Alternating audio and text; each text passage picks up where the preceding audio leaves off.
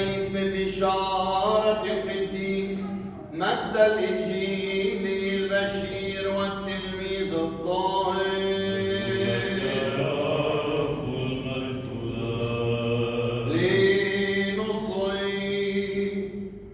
في ذلك الزمان دخل يسوع السفينة واجتاز وجاء إلى مدينته، فإذا بمخلع ملقى على سرير قدموه إليه. فلما رأى يسوع إيمانهم قال للمخلع: ثق يا بني، مغفورة لك خطاياك.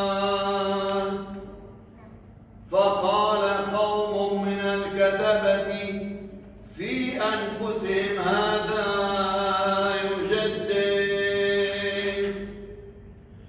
فعلم يسوع أفكارهم فقال: لماذا تفكرون بالشر في قلوبكم؟ ما الأيسر أن يقال مغفورة لك خطاياك، أم أن يقال قم فامشي؟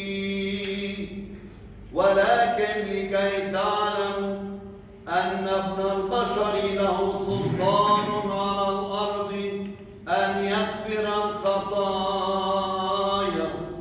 حينئذ قال للمخلع: قم احمل سريرك واذهب إلى بيتك.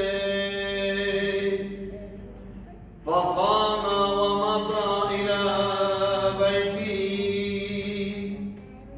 فلما نظر الجموع تعجبوا ومجدوا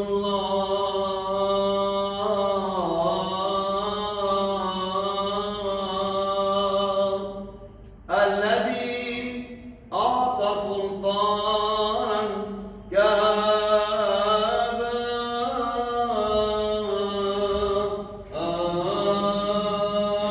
أيوة يا رب المجد لك.